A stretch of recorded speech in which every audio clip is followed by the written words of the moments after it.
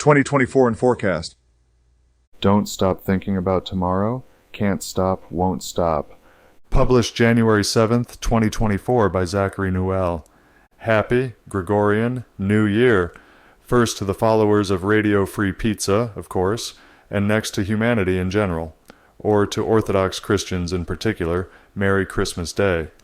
For our first dispatch of 2024, 7 days after the Gregorian calendar turned, 8 days before we hit New Year's Day on the Julian calendar, and 34 days before it appears on the Chinese one, let's address any of the coming month's predictable developments, any potential updates to those ongoing stories we covered the previous year, or anything else we might expect in the offing.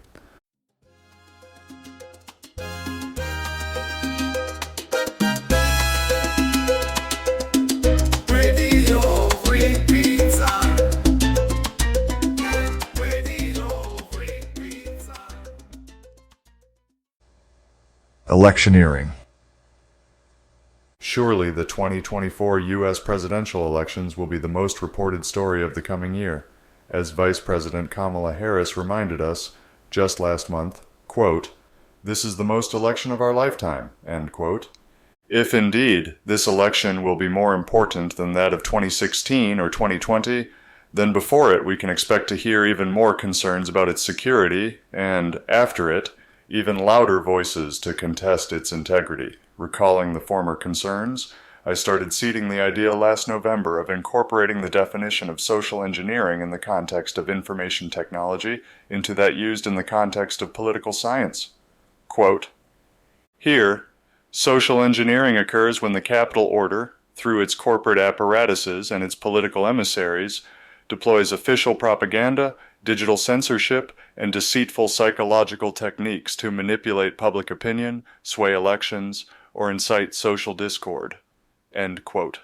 The following month I implied that the agenda of the World Economic Forum, WEF, for its fourth industrial revolution demanded that incorporation, as the WEF seems to agree, if articles like November's AI is finding its voice and that's bad for democracy are any indication.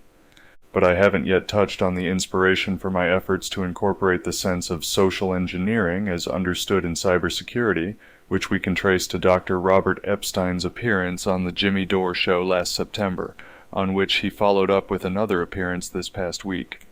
In his first appearance, Dr. Epstein describes, with the benefit of more than 11 years studying tech company influence, Google's ability to manipulate public opinion and elections. Since 2016, his team has developed systems to monitor and capture ephemeral content that Google sends to real people. Controlled experiments demonstrate that search suggestions and result orderings, just 2 of a dozen strategies that Dr. Epstein's team has identified, can shift undecided voters from 50-50 to over 90-10 without awareness of manipulation, and leaks from Google show internal discussions on using ephemeral experiences for manipulation. Testifying before the U.S. Congress in 2019, Dr. Robert Epstein described the capacity of Google to engage in social engineering. Among the publications that Epstein submitted as references to his testimony appeared the transcript to The Selfish Ledger, 2016, which the same document describes as, quote, "an 8-minute video about Google's ability to reshape humankind," end quote. Google's internal video begins by drawing parallels between early evolutionary theories and contemporary user data, staging the ledger of that data as a Lamarckian epigenome, a constantly evolving representation of an individual's actions and characteristics theorized as a mechanism for transmitting acquired attributes to descendants.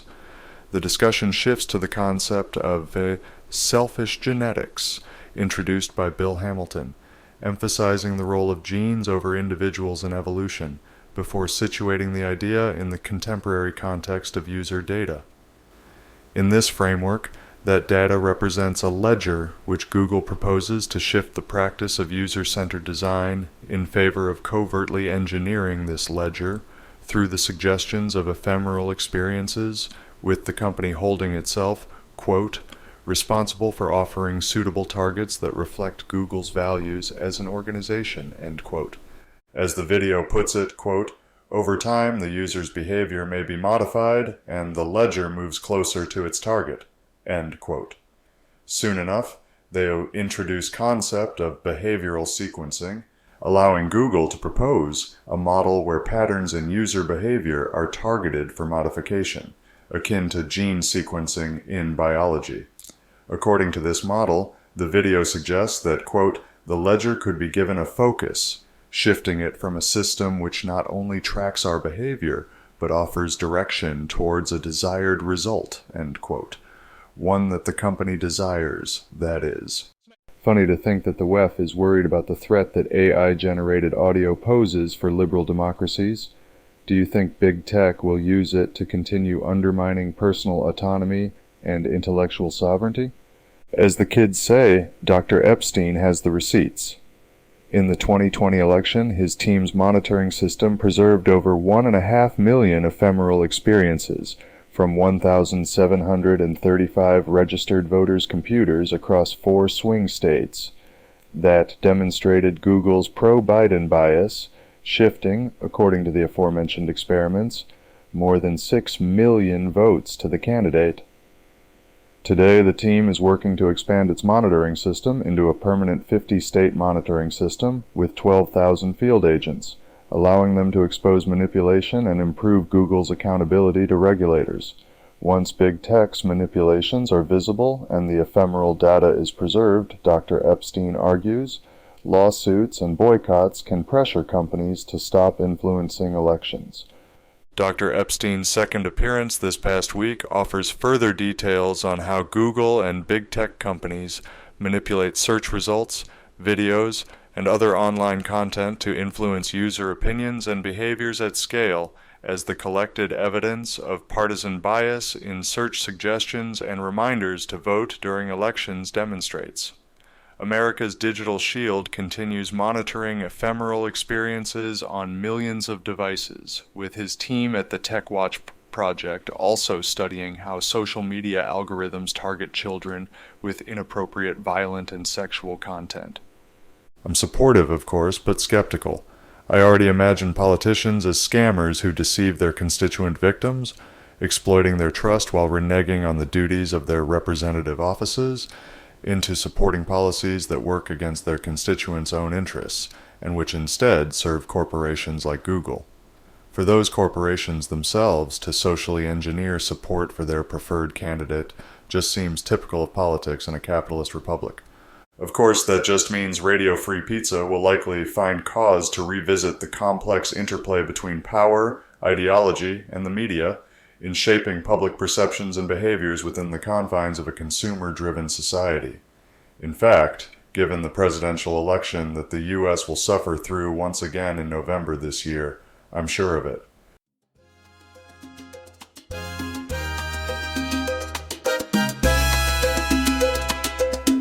Radio Free Pizza. Radio Free Pizza. False flags ripple in cyberspace. Last November, independent journalist Whitney Webb appeared on Redacted to discuss the WEF and the Carnegie Endowment for International Peace's joint report from November 2020, International Strategy to Better Protect the Financial System Against Cyber Threats, warning of an imminent cyber attack hitting critical infrastructure before 2025, causing widespread disruption and potentially leading to the systemic collapse of the global financial system. As Webb first reported in April 2021, the WEF's 2020 report suggested that the merging of Wall Street banks, regulators, and intelligence agencies is a necessary step to confront this alleged threat. The document emphasizes the vulnerability of the financial system to cyber attacks, citing the increasing use of cyber capabilities by malicious actors, including criminals, states, and state-sponsored attackers. The report predicts that it's not a matter of if a major cyber incident will occur, but of when. Accordingly, it calls for unprecedented interaction between the financial sector, law enforcement, and national security agencies, recommending the fusion of the financial industry with the national security apparatus, and presenting this as a model for similar cybersecurity efforts in other industries. Critics, of course, express concern that the predicted cyber attack could serve as a catalyst for the desired shift to digital currency and increased global governance, aligning with the WEF's previous simulations and initiatives. Expanding on that earlier reporting, Webb and Morris discuss the WEF's simulations around cyber attacks, the public-private partnerships that the organization has arranged with major banks, tech companies, and intelligence agencies, and the organization's push for increased surveillance and control over the Internet under the guise of security. Webb's interview highlights the increasing risk of a false flag cyber attack, conducted by intelligence agencies to blame innocent nation-states with technologies like the Marble framework used to frame foreign actors, as revealed in the Vault 7 files that WikiLeaks published in 2017.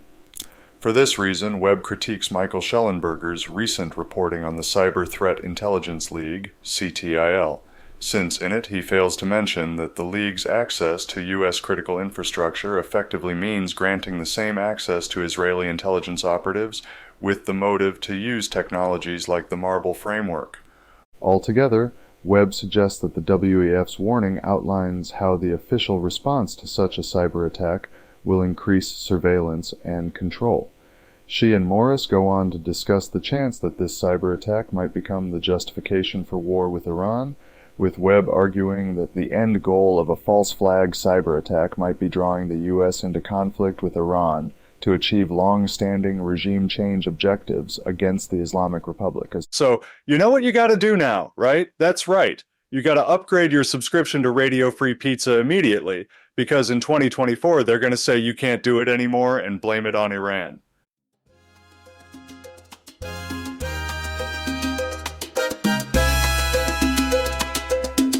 Radio Free Pizza. Radio Free Pizza. Ukraine cries uncle. Surely all rational observers know by now that Ukraine can't go on fighting the Russian Federation, however much the NATO vassals neo-Nazis might prefer otherwise, and that it only lasted so long with unprecedented aid propping it up as a NATO proxy. If the Washington Post removing the War in Ukraine tab from its website's header, as Kit Klarenberg noticed on the 20th of December, gives us any indication, even the mainstream consumer of U.S. establishment propaganda will soon start saying that collapse has always been inevitable.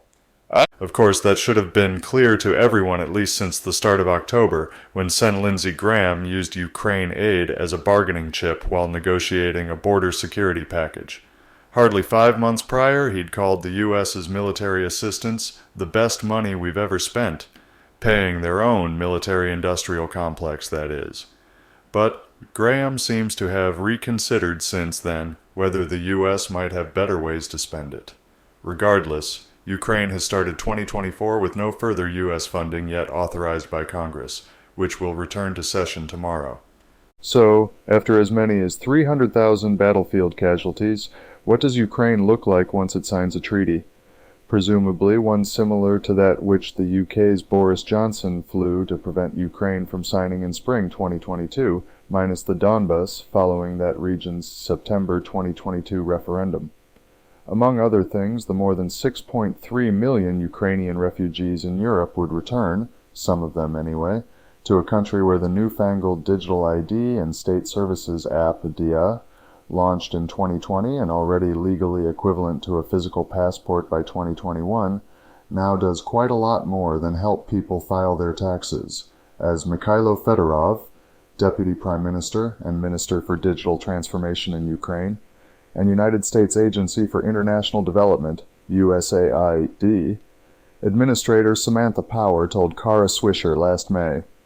Fedorov explained how, as the conflict with Russia unfolded, DIA evolved to include features like a chatbot for citizens to report on Russian troop movements, TV and radio services, quick payments for evacuation subsidies, and a service to register damages caused by airstrikes. USAID's Power also noted that the digital trail created by DIA facilitates transparency in the distribution of financial aid, contributing to anti-corruption efforts in Ukraine. Meanwhile, the distribution of financial aid will also change in other ways, though not for citizens, but rather for the state. The wealth management firm BlackRock, the CEO of which Ukraine's President Zelensky met during his U.S. visit in September 2023, began consulting with Ukraine in November 2022, before J.P. Morgan Chase joined them in February 2023 to help set up the Ukraine Development Fund after hostilities end and reconstruction begins. The aforementioned fund will coordinate some of an estimated $411 billion required over the next 10 years for reconstruction and economic recovery, which some in the US, in the UK, and in the G7 seem to plan on funding with the $300 billion in Russian assets frozen in the West since the 2022 invasion, as the Council on Foreign Relations has outlined. For its own part, Russia already has a list of targets for retaliation in kind. Given what we know about BlackRock, which is limiting ourselves just to information from old slices of radio-free pizza, that its executive recruiters can confidently estimate the cost of a congressional representative's vote, and that its CEO serves on the board of the WEF, an organization with a vision for the Fourth Industrial Revolution that probably approves of Ukraine's DIA app. It will be interesting to observe the activities of the Ukraine Development Fund whenever it can launch. Who knows, of course, if that will be this year, but without more U.S. funding, it seems more likely than not. If so, then we might see the capital order pivot and start investing in the proxy's renewal.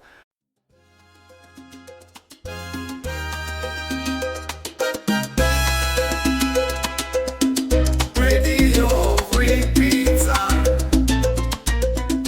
Radio Free Pizza. Time bomb Taiwan.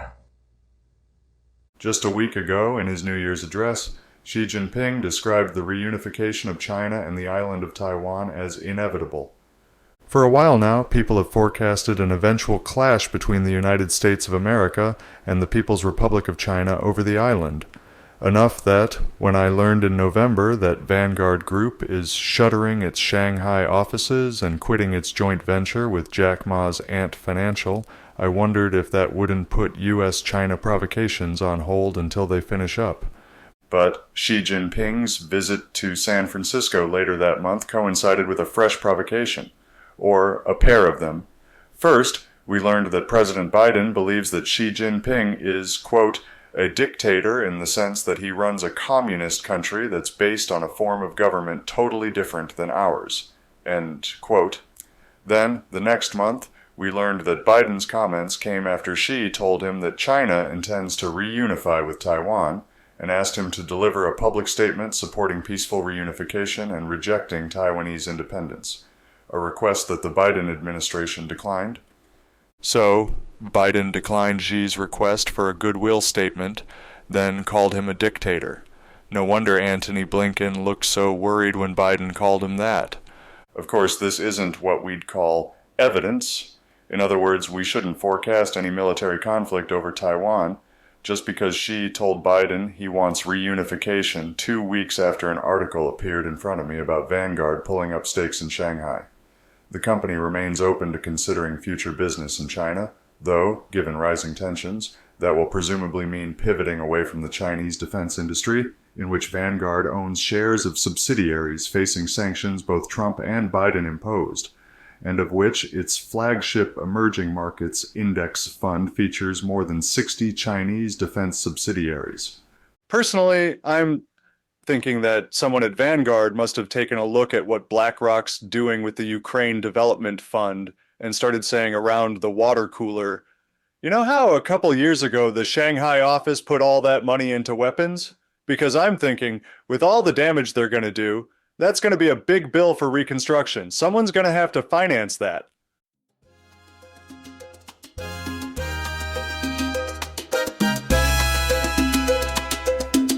Radio Free Pizza. Radio Free Pizza. Homefront, the Imperial Core. Y'all hear about that civil war later on this year?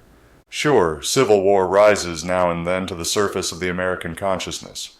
more frequently in recent years. For example, in the hours after the FBI's August 2022 search of Trump's Mar-a-Lago home, the term appeared in Twitter posts almost 3,000% more frequently, and polls at the time recorded that 40% of Americans believed civil war will likely erupt within a decade.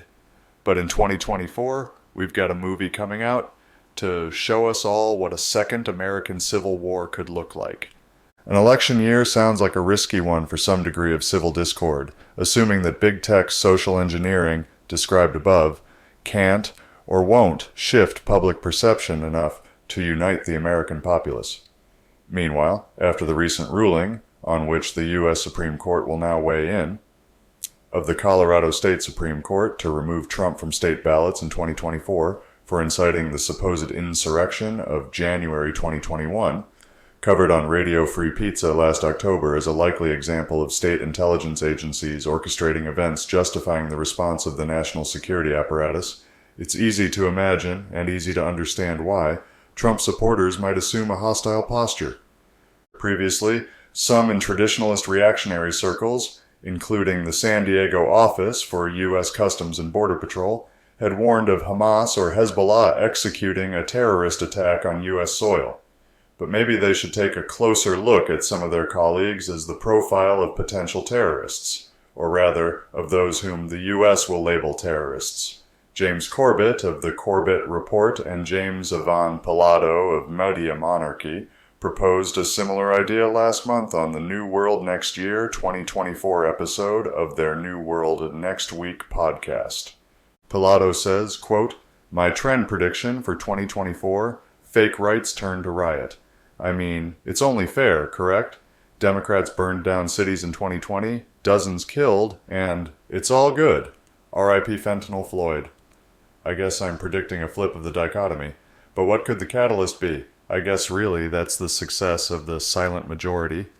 They don't usually have to scream and cry and break stuff because stuff's usually going their way." End quote.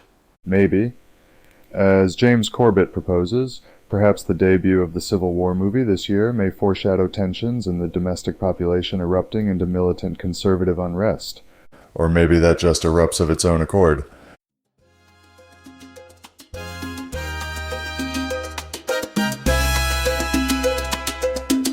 Radio Free Pizza. Radio Free Pizza. RFK Jr. would make a fine Antichrist.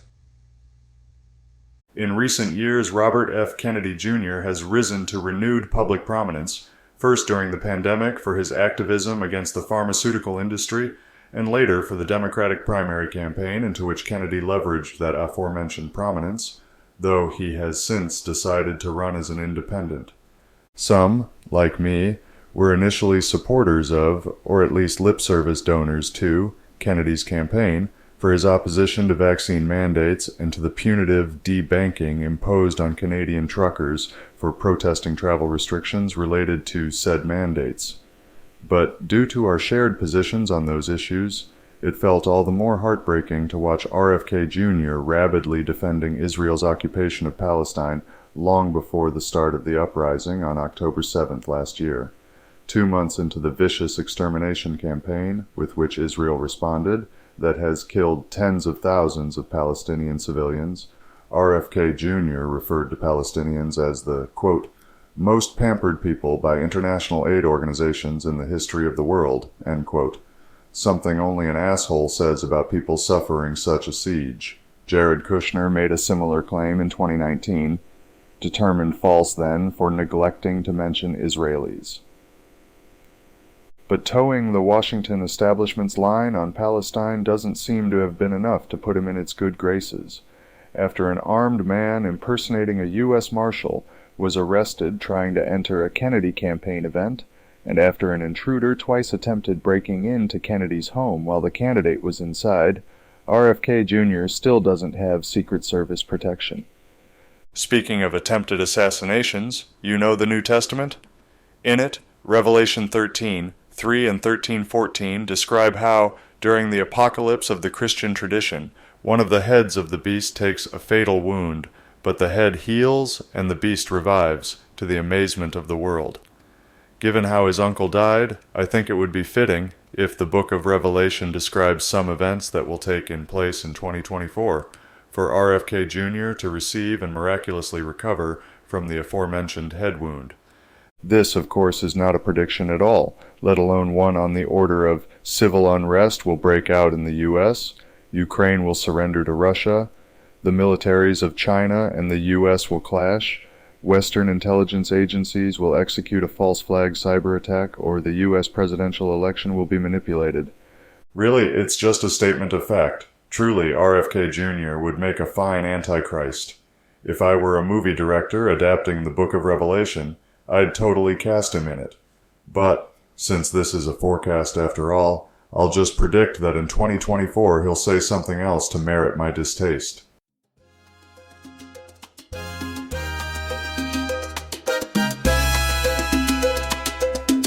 Radio Free Pizza.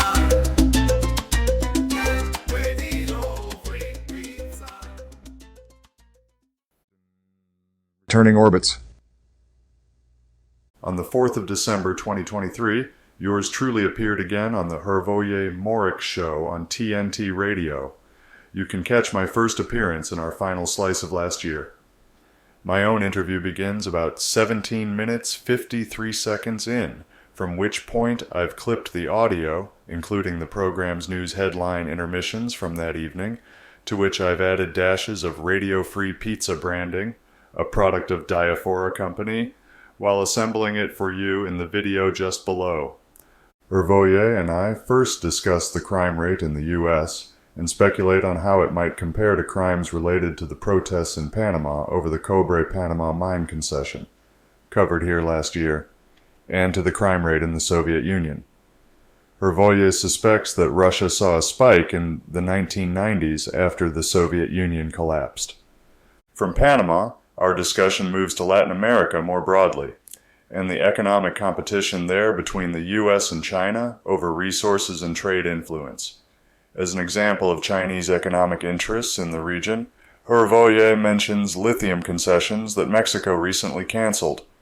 Comparing the motives behind that decision to the issues Panama now faces, the Cobre Panama contract being ruled unconstitutional could leave the country liable for billions in a trade lawsuit, suggests the merits of nationalizing natural resources. Next, we discuss the perception of accelerated wealth extraction resulting from George Floyd protests. I described the effect of these on Minneapolis as accelerating the COVID wealth transfer project, playing into several agendas related to neo-feudalism, which I parodied in local interest pulp. We also cover the November stabbing of Derek Chauvin in federal prison, which Hervoye proposes may have been a cover-up, given the assailant's history as a FBI informant. I find it plausible. After all, I expressed suspicions about a clandestine federal presence among groups like the Blood Tribe group that we covered last year, and which marched again, this time in Wisconsin, soon before my interview with Hervoye.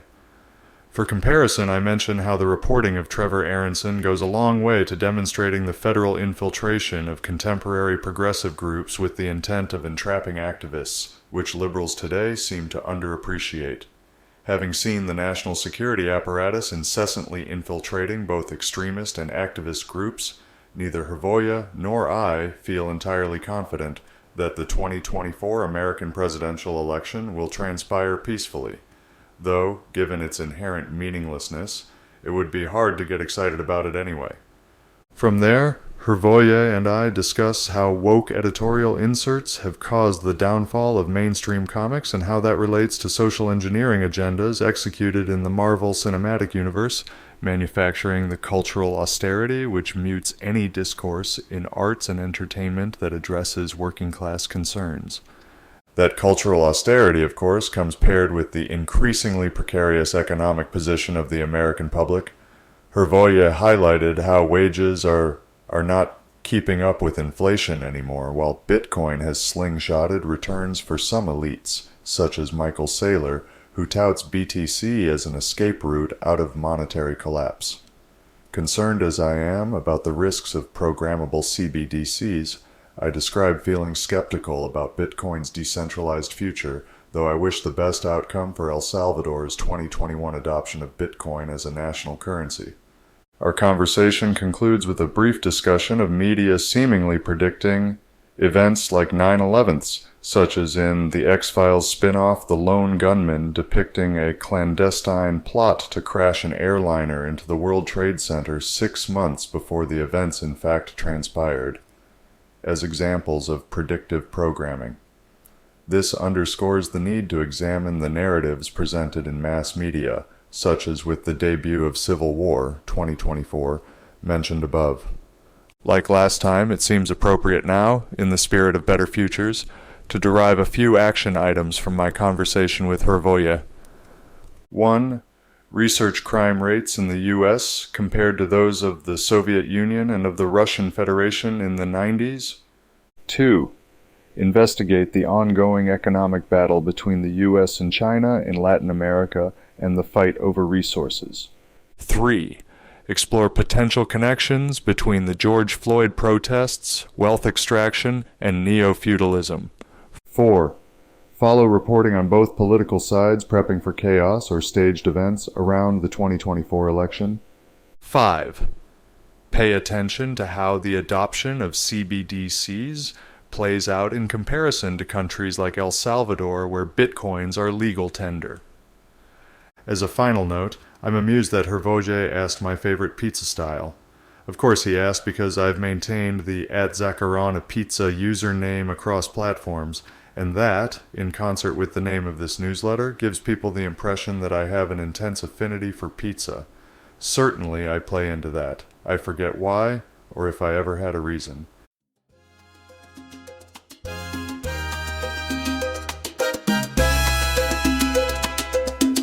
Radio Free Pizza. Radio Free Pizza. Next exit. But I have not forgotten my username's origins. In fact, metadata allows me to date it to November 2015. At the time, I was in the final semester of my bachelor's degree. Often exhausted, I passed time on bus rides home exchanging nonsense-captioned photos with the poet Mary Rosen, one of the original collaborators in Diaphora Co.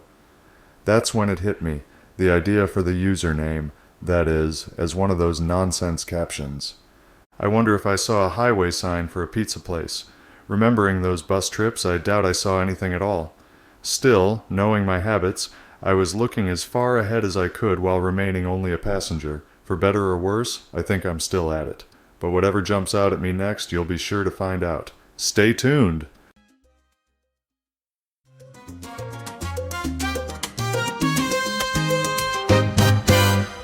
Radio Free Pizza. Radio Free Pizza is a reader-supported publication and listener-supported podcast. To see all our work, visit www.radiofreepizza.com or search for Radio Free Pizza on all your favorite social media and podcast platforms. You might even find a button to click that says subscribe. And if you're really lucky, it will let you leave a review. Otherwise, just share a link with your friends or on social media. Thanks for your support. Radio